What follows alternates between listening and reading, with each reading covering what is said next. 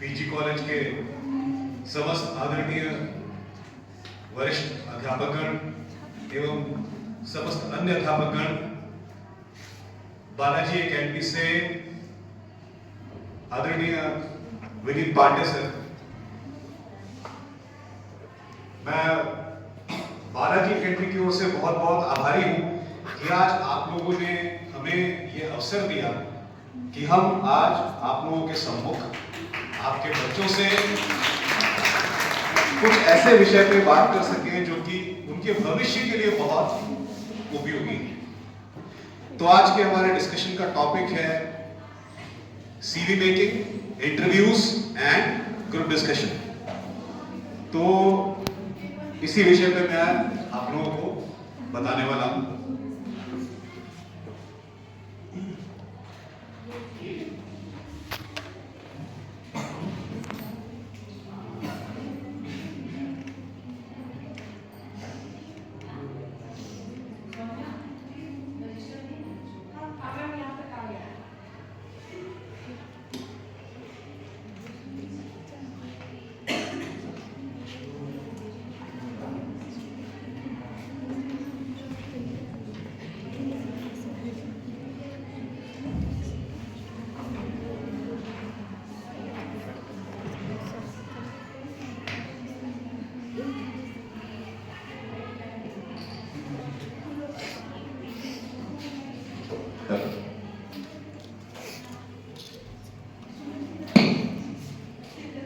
Hello, resume writing and interviews. Resume writing और interview एक ऐसा पार्ट है हमारी लाइफ का कि जिस दिन आप अपना ग्रेजुएशन और पोस्ट ग्रेजुएशन कंप्लीट कर लेते हैं, उसके बाद नेक्स्ट स्टेप यही होता है कि आपको रिज्यूम बनाना है और किसी इंटरव्यू में बैठना है ताकि आप बेस्ट जॉब्स ले सकें। ऑफ कोर्स हम सभी का लक्ष्य ये है कि after completing our graduation and post graduation we should get good jobs. हमारा लक्ष्य यही है। अब इस लक्ष्य को पूरा करने के लिए हमें इंटरव्यूज में बैठना पड़ेगा और इंटरव्यूज में बैठने से पहले हमारे पास सीवी होना चाहिए, बायोडेटा होना चाहिए। तो आज हम यही सीखेंगे कि बायोडेटा कैसे बनाते हैं और किस प्रकार से हम इंटरव्यूज को सक्सेसफुली बीट करते हैं।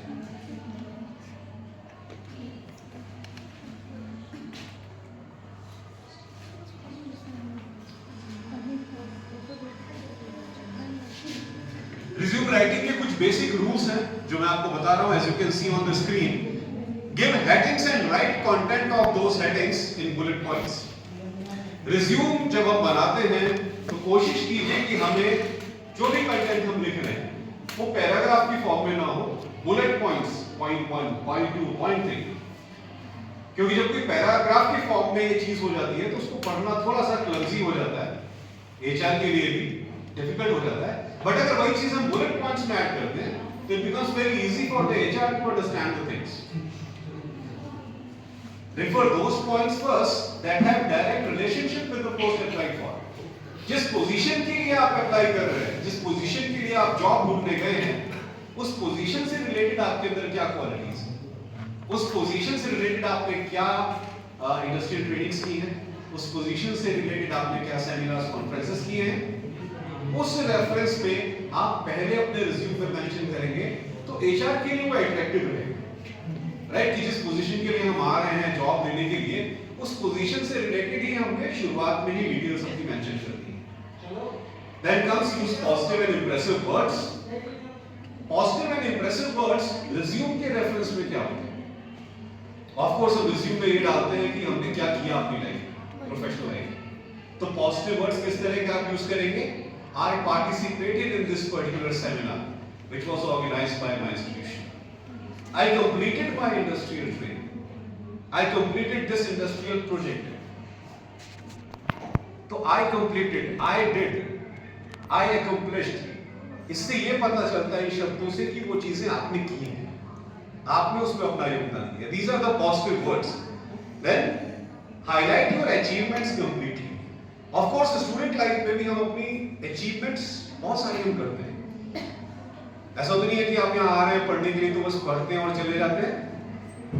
आपके कॉलेज द्वारा ऑर्गेनाइज किए गए debate competition, declamation competition, quizzes competition में आप पार्टिसिपेट करते हैं, आप विन भी करते हैं, तो इन एक्टिविटीज को जरूर अपने रिज्यूम में हमें डालना है। Then don't mention something about which you are not confident. हम बहुत सारे सब्जेक्ट्स पढ़ते हैं अपने कॉलेज लाइफ में, लेकिन हम उन सभी सब्जेक्ट्स में शायद परफेक्ट नहीं होते। अगर हम 12 सब्जेक्ट्स पढ़ रहे हैं तो मे बी 8 और 9 हम परफेक्ट हैं, लेकिन बाकी थोड़ा सा हमें कम आते हैं। रिज्यूम में गलती कभी मत कीजिएगा कि आपको किसी सब्जेक्ट के बारे में कम नॉलेज है और आपने उसको डाल दिया सीवी का I know this point. No, कभी नहीं। आपको अगर इंटरव्यू देने आपको मान लीजिए कल जाना है, आज आप अपना सीवी बना रहे हैं, उसमें आप बना रहे हो मतलब एक रिफ्रेश कर रहे हो, बच्चे पहले से बना लेते हैं, रिफ्रेश कर रहे हो, तो आप जब चेक करते हो उसमें देखिए कि कौन सा ऐसा पॉइंट है जिसकी नॉलेज मेरे पास कम है, वो नहीं डालना है, क्योंकि अगले दिन ये इंटरव्यू में एचआर उसमें से कुछ पूछ लेगा तो रिजेक्शन के चांसेस ज्यादा होते, ये ध्यान रखिएगा। अब रिज्यूम के पार्ट्स क्या होते हैं? As I have mentioned on this screen, name and contact detail, career objective, educational qualification, projects done, seminars attended, industrial visits and trainings completed, extracurricular activities and references। अब ये होते क्या हैं? सबसे टॉप पे left hand side top of the resume you will have to write these details, your full name, for example अगर किसी व्यक्ति का नाम राधा शर्मा है तो full name Radha Sharma, right? Date of birth आप अपना डालेंगे, then email ID and phone number. अब फोन नंबर तो अपना डाल देंगे, लेकिन ईमेल आईडी पे हमें बड़ा कॉन्शियस रहना है। ईमेल आईडी हमें फैंसी ईमेल आईडी नहीं बनानी। For example, my name is Piyush Pande, my name is Piyush Pande, okay, so I can write my email ID like piyushpande@gmail.com और piyush.pande@gmail.com। अगर मैं लिखूं Piyush Pande bahubali@gmail.com, it is looking something odd, right? क्या होता है कि बच्चे अपनी कॉलेज लाइफ में अपनी फैंसी आईडीज बनाते हैं। गलती क्या करते हैं? जब रिज्यूम बना रहे होते हैं वही फैंसी आईडी रिज्यूम में डालते हैं और वो देखकर एचआर इरिटेट हो जाता है। What is the meaning of Piyush Pande Bahubali, right?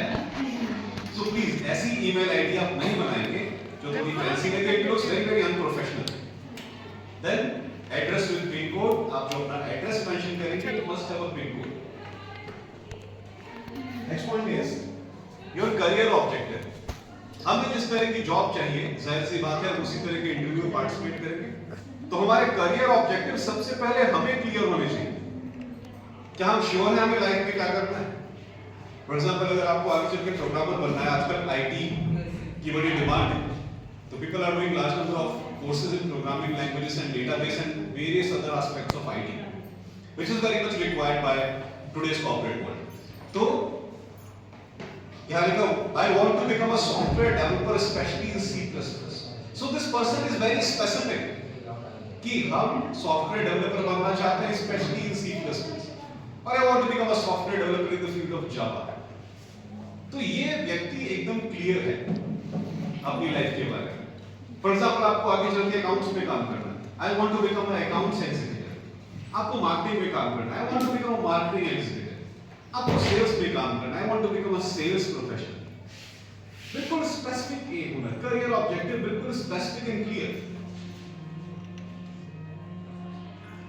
And your educational qualification, आप अपनी एजुकेशनल क्वालिफिकेशन हमेशा रिवर्स ऑर्डर में लिखेंगे। फॉर एग्जांपल, अभी आप ग्रेजुएशन कर रहे हैं यहां से, तो फर्स्ट पॉइंट ऑफ कांटेक्ट आपका आएगा, फर्स्ट जो पॉइंट आप मेंशन करेंगे एजुकेशनल क्वालिफिकेशन में, वो आएगा कि currently I am pursuing my graduation from this particular college. After that, you have to mention your 12th class.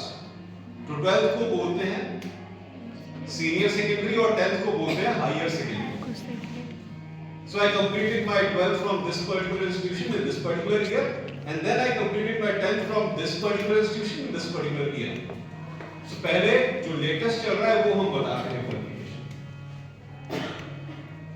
Then projects done, आप लोगों को भी मालूम होगा और सब लोग जानते ही हैं कि प्रोफेशनल कॉलेजेस में जो सब्जेक्ट्स आप पढ़ रहे हैं उनके रेफरेंस में आपको प्रोजेक्ट्स वगैरह भी बनाने होते हैं फाइनल ईयर में सबमिट वगैरह करने। तो वो क्या प्रोजेक्ट्स आपने सबमिट किए हैं उसके बारे में रिज्यूम में जरूर आपको डालना है। क्या प्रोजेक्ट था, किस रेफरेंस में था, ठीक है, कैसे बना, राइट, ऑल दीस थिंग्स। जैसे मैंने वहां पे लिखा है successfully completed project on the use of optical fiber in mobile phone communication, right? तो ये जरूर आपको मेंशन करना है सीवी में। Then comes seminar attended. Professional colleges कई बार दूसरे कॉलेजेस से, दूसरे इंस्टीट्यूशन से एक्सपर्ट स्पीकर्स को इनवाइट करते हैं बच्चों को कोई नई चीज सिखाने के लिए। तो इस तरह के सेमिनार्स अगर आपके कॉलेज में ऑर्गेनाइज हो रहे हैं, आपकी जिम्मेदारी है ऐसे सेमिनार्स में पार्टिसिपेट करना। वहां से आपको नई तरह की नॉलेज ज्ञान करने को मिलती है, राइट। तो इस तरह के सेमिनार्स को आप कभी मिस ना करें और जो भी इस तरह के सेमिनार्स आपने अटेंड किए हैं वो अपने सीवी में जरूर मेंशन करें, बहुत इंपॉर्टेंट है। Industrial visits and trainings completed. Professional colleges में ये भी नियम होता है कि बच्चों को टाइम टू टाइम पे एक दिन के लिए किसी इंडस्ट्री में ले जाया जाता है इंडस्ट्रियल विजिट करवाने के लिए कि बच्चे देखें कि उस इंडस्ट्री में काम कैसे होता है, बाकी टेक्नोलॉजीज को समझें।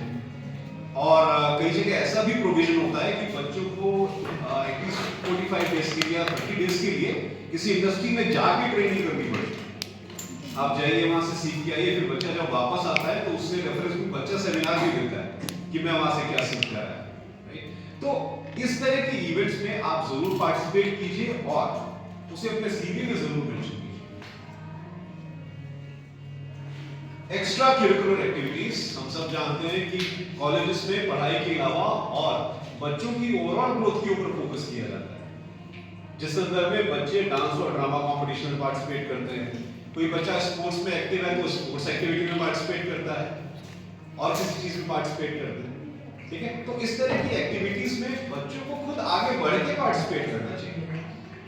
क्या होता है, जो एचआर आपका रिज्यूम आपका इंटरव्यू लेने आया हुआ है वो हर एंगल पे आपको चेक करता है। अगर आपने कहीं लिखा हुआ है कि I am very good in sports, I am very good in dance and drama and I have participated in this particular talk show, right, media awareness program, so इससे एचआर को लगता है कि we are hiring a dynamic person which is having multiple qualities, कि हम एक ऐसे व्यक्ति को हायर कर रहे हैं, ऐसे बच्चे को हायर कर रहे हैं जो पढ़ाई के साथ साथ उसके अंदर एक्स्ट्रा क्वालिटीज भी हैं। तो ये हमारे ऑर्गेनाइजेशन के लिए बहुत बेनिफिशियल बच्चा है। तो इसलिए एक्स्ट्रा करिकुलर एक्टिविटीज में पार्टिसिपेट करना और रिज्यूम में मेंशन करना बहुत जरूरी है। Then comes references. खास बात आपको बता दें कि जब आपकी नौकरी लग जाती है तो आपने जो भी डिटेल्स कंपनी वालों को दी है उसका बैकग्राउंड वेरिफिकेशन करवाते हैं कि आप कितने सही हैं कितने गलत हैं। आप लोगों ने कई बार सोचा, कई बार सुना होगा कि कई बार कुछ गलत लोग हायर हो जाते हैं, राइट। तो गलत लोग हायर हो जाते हैं तो वो कंपनी का नुकसान भी करते हैं, राइट। इसीलिए कंपनीज में प्रोविजन है कि बैकग्राउंड वेरिफिकेशन होगा। तो बैकग्राउंड वेरिफिकेशन के लिए कहां से करते हैं? आपने बोला मैंने इस कॉलेज से ग्रेजुएशन किया है, आपके कॉलेज के आदरणीय प्रिंसिपल साहब के पास ईमेल आएगा, हो सकता है कि बाय पोस्ट लेटर भी है कि हमने आपके विद्यार्थी को यहाँ जॉब दी है, वो कह रहा है कि आपके विद्यालय से उसने ग्रेजुएशन किया है, तो ये सत्य है या नहीं इसका प्रमाण करके हमें दीजिए, ठीक है। यहाँ तक कि आपका एड्रेस भी वेरीफाई होता है, ऑर्गेनाइजेशन से वेरीफाई करवाते हैं। तो रेफरेंसेस में आप उन लोगों का नाम दे सकते हैं जो आपकी वैलिडिटी को वेरीफाई कर सकते हैं। तो रेफरेंस में किसका नाम देंगे? हमारे आदरणीय प्रोफेसर लोगों का, हमारे आदरणीय डिपार्टमेंट के अध्यक्ष का, उनका नेम, उनका कांटेक्ट, उनका ईमेल आईडी, ये हम रेफरेंस में देते हैं फॉर प्रॉपर वेरिफिकेशन। समझ में आया बच्चों? अब हम आते हैं नेक्स्ट पार्ट में जो बहुत इंपॉर्टेंट है, इंटरव्यूज। ऑफ कोर्स आप सीवी या रिज्यूम लेकर जाते हैं एचआर के पास, किसके लिए? इंटरव्यूज के लिए, right. So interview is a formal meeting in which someone is asked questions in order to find out if he she is suitable for a job or not। कि interview एक ऐसी situation है जहां पे हम कितने केपेबल हैं ये चेक किया जाता है और उसके आधार पे हमें जॉब दी जाती है। Clear? Different categories of interviews होते हैं, structured, unstructured, stress, panel and behaviour. 5 categories के इंटरव्यूज होते हैं। क्या होते हैं वो मैं आपको बता दूं। Number 1 is structured interview. In structured interview HR उस प्रोफाइल से रिलेटेड क्वेश्चन पूछेगा जिसके लिए आपको हायर किया जा रहा है, और दूसरा आपने रिज्यूम में क्या मेंशन किया है उससे रिलेटेड क्वेश्चंस पूछेगा।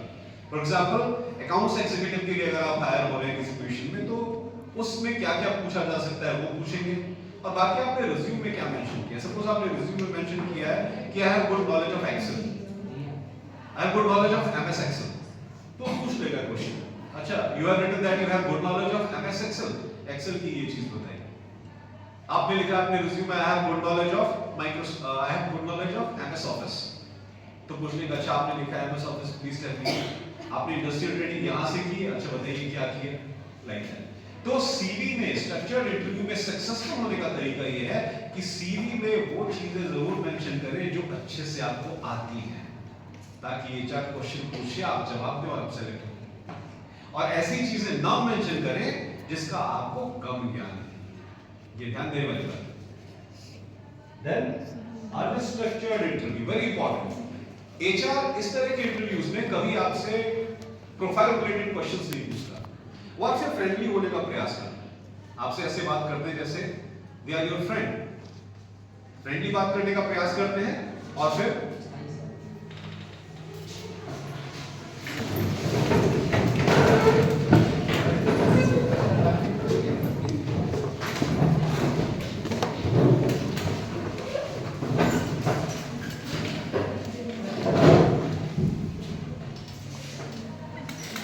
तो इस तरह के इंटरव्यूज में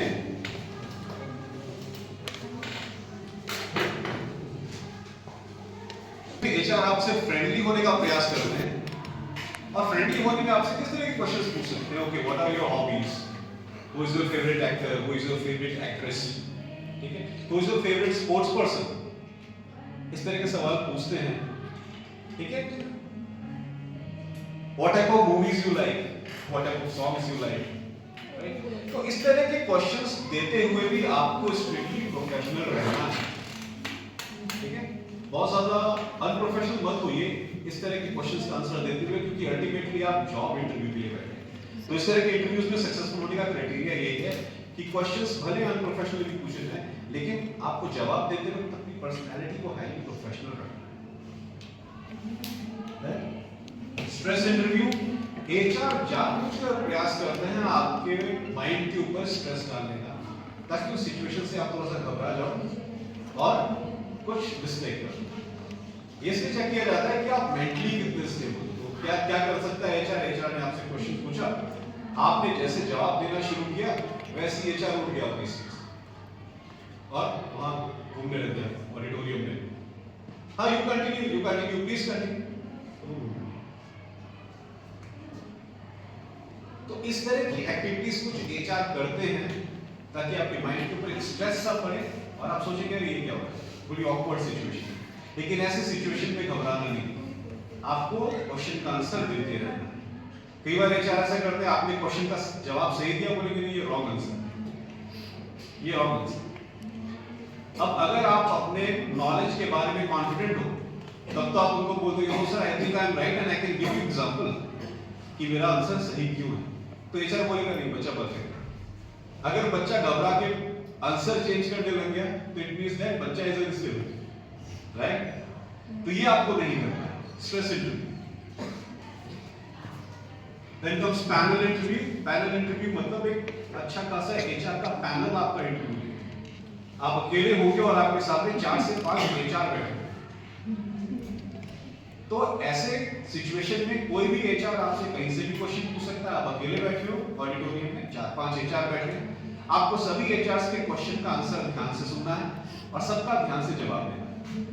जब हम सिंगल सिचुएशन में होते हैं, 1 एचआर 1 कैंडिडेट, तो जाहिर सी बात है वो उस एचआर के साथ आई कांटेक्ट में ला रहे होते हैं। उसी तरह से जब 4-5 एचआर बैठे हो और आप अकेले बैठे हो तो वो चारों पांचों भी जो आपको देख रहे हैं क्योंकि आप अकेले बैठे हो। तो ऐसी सिचुएशन में भी आपको ध्यान देना है कि किसी ने भी सवाल पूछा, जवाब देते वक्त आप आई कांटेक्ट सभी एचआर से मिलाएं। This is the rule of becoming successful in this type of interview, right. अब इस सिचुएशन को रिवर्स कर देते हैं। ठीक है, सिचुएशन को रिवर्स कर देते हैं कि बहुत सारे एचआर बैठे हुए हैं, sorry, one HR and many candidates. One HR and many candidates में क्या होता है? एक HR है और मल्टीपल कैंडिडेट्स बैठे हुए हैं। अब ऐसे सिचुएशन में क्या होगा कि HR ने एक बच्चे से क्वेश्चन पूछना शुरू किया, अभी उसने आधा ही जवाब दिया, किसी बच्चे को बोलते कि तुम्हारा बच्चा हुआ आधा आंसर तुम बताओ, ये होता है। तो इस तरह के इंटरव्यूज में सक्सेसफुल होने का क्राइटेरिया क्या है कि सवाल एचआर ने किसी भी बच्चे से पूछा हो, बाकी हर बच्चा सवाल पे ध्यान देगा और हर बच्चा उस पे भी ध्यान देगा कि वो बच्चा आंसर क्या दे रहा है, क्योंकि एचआर क्वेश्चन को शिफ्ट कर सकते हैं इमीडिएटली और उस मौके पे अगर आप आंसर नहीं दे पाए तो you will be rejected, right. Then comes behavioural interview. It means that आप रियल लाइफ सिचुएशन में कैसा बिहेव करते हैं एक्चुअली जब आप वर्क करते हैं किसी ऑर्गेनाइजेशन। तो अगर आप एक्सपीरियंस्ड हैं, मान लीजिए आपको फाइनेंस एग्जीक्यूटिव का या एचआर एग्जीक्यूटिव का कुछ एक्सपीरियंस है आपके पास, 1 साल का 2 साल का, उसके बाद आप नई कंपनी में इंटरव्यू देने जाते हैं तो एचआर आपसे पूछेगा, okay please explain me that what you were doing in your last organisation. आप क्या करते थे, क्या वर्क पैटर्न था, तो क्योंकि आपने काम किया हुआ है तो आप बता दोगे कि ऐसे काम करते थे, ये प्रोसीजर फॉलो करते थे। लेकिन अगर आप फ्रेशर हो तो एचआर आपको डायरेक्टली सिचुएशन दे देगा कि सपोज आप इस ऑर्गेनाइजेशन में इस पोजीशन पे काम कर रहे हैं, अगर ये वाली सिचुएशन, ये समस्या आपके सामने आती है तो आप इसका सॉल्यूशन कैसे फाइंड आउट करेंगे। तो ऐसी सिचुएशन का आंसर आप तब दे पाएंगे जब आपको उस पर्टिकुलर प्रोफाइल की कंप्लीट नॉलेज होगी, आपको पता होगा कि उस प्रोफाइल में करते क्या हैं, प्लस उस प्रोफाइल में क्या क्या प्रॉब्लम्स आ सकती हैं काम करते हुए। तो if you have complete knowledge of that profile, तभी आप उसका सटीक आंसर दे पाएंगे। So that's called behavioural interview. अब इंटरव्यूज में सक्सेसफुल होने के लिए आपको क्या चाहिए? Number 1 is you must have intelligence and mental ability. Of course बिना सब्जेक्टिव नॉलेज के आप पास नहीं कर सकते, very important. Second point is dynamism. आपकी पर्सनालिटी में एक डायनामिज्म होना चाहिए, आप डायनामिक दिखने चाहिए by your dressing sense, by your way of speaking, by your facial expression, you must look dynamic. Then social attribute. Social attribute मतलब क्या है? जब हम कहीं इंटरव्यू देने जाते हैं तो हम अकेले नहीं होते, वहां और भी लोग आए होते हैं इंटरव्यू देने के लिए। तो आप ऑर्गेनाइजेशन में कैसे घुसते हो? आप घुसे, आपने सबको ग्रीट किया, आप आराम से बैठे, चेहरे पे कॉन्फिडेंस है, ठीक है। जब अंदर इंटरव्यू चल रहा होता है और बाहर बाकी कैंडिडेट्स बैठे रहते हैं, ध्यान रखिएगा सीसीटीवी कैमरा लगा होता है और सीसीटीवी कैमरे से अंदर बैठा एचआर बाहर बैठे लोगों को भी मॉनिटर कर रहा होता है कि इनका बिहेवियर कैसा है। तो that's why you must show a professional behaviour. चाहे अभी आप वेट ही कर रहे हो, लाइफ में आपके इंटरव्यू का टर्न आने वाला है, behaviour should be professional. So social interview.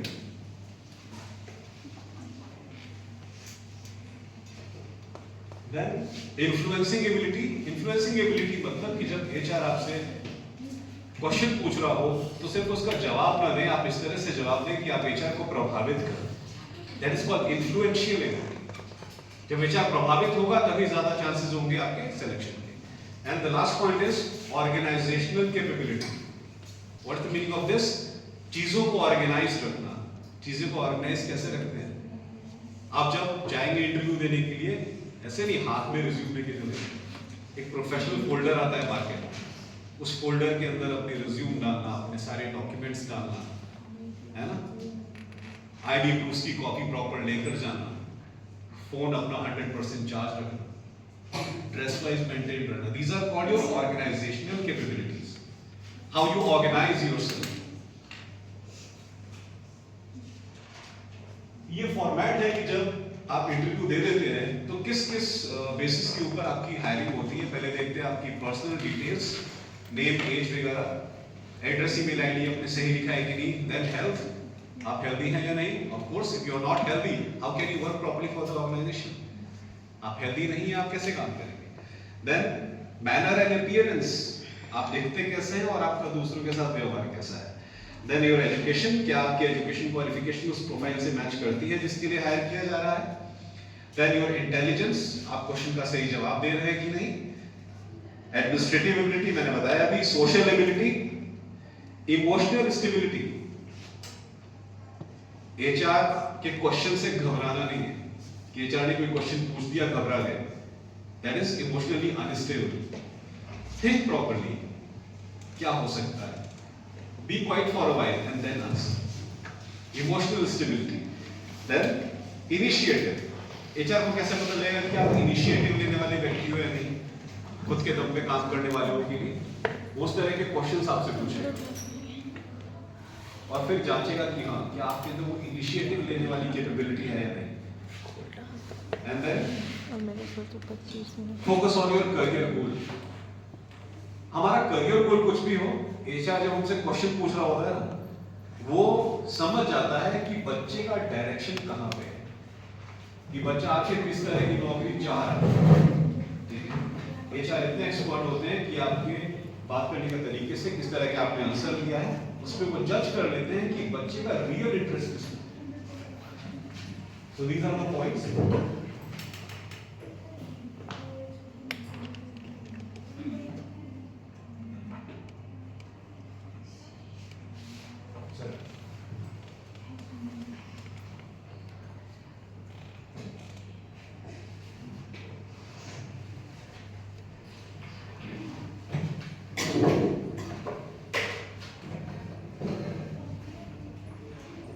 किन किन चीजों का आपको ध्यान रखना है एज एन इंटरव्यूई, जब आप इंटरव्यू में बैठे हैं, किन किन चीजों का ध्यान रखना है कि आप सक्सेसफुली क्वालिफाई कर पाए इंटरव्यू में। First point is be comfortable discussing everything on your resume.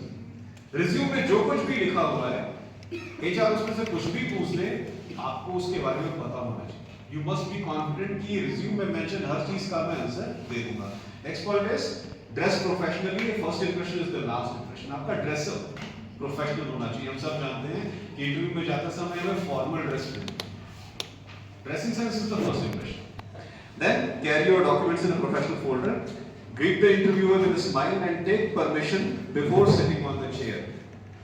आप गए केबिन में घुसे, तो केबिन में वैसे नहीं घुसते, आपको पहले पूछना है सर मे आई कम इन, मैम मे आई कम इन। और उसके बाद आमतौर पे क्या होता है, आप अंदर घुसे, एचआर बोल देता है okay please have a seat.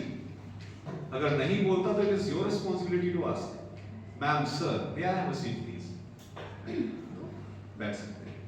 Then listen attentively to all the questions, politely ask to repeat if you do not understand.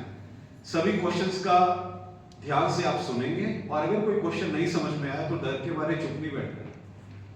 HR को बोलना है कि sorry sir I did not understand, can you please repeat. कि हो सकता है question का answer आपको आता हो, डर के मारे आप चुप बैठ गए तो वो मौका आपके हाथ से चला जाएगा।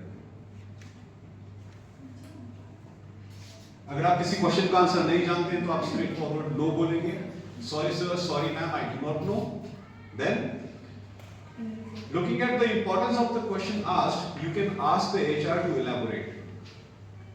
कि अगर आपको लगता है कि HR द्वारा पूछा गया क्वेश्चन इंपॉर्टेंट है और आप उसके बारे में थोड़ा डिटेल में जानते हो, तो आप उसको आंसर देने के बाद बोलोगे sir do you want more explanation, क्या आप और चाहते हैं मैं बोलूं।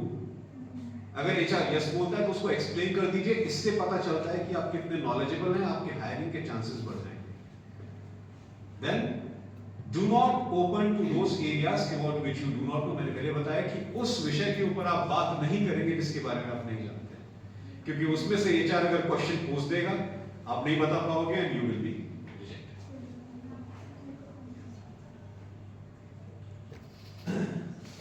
So that's all about interviews and that's all about my today's session. If you have any question you can ask। कोई सवाल है बच्चों, कुछ पूछना है तो आप पूछ सकते हैं।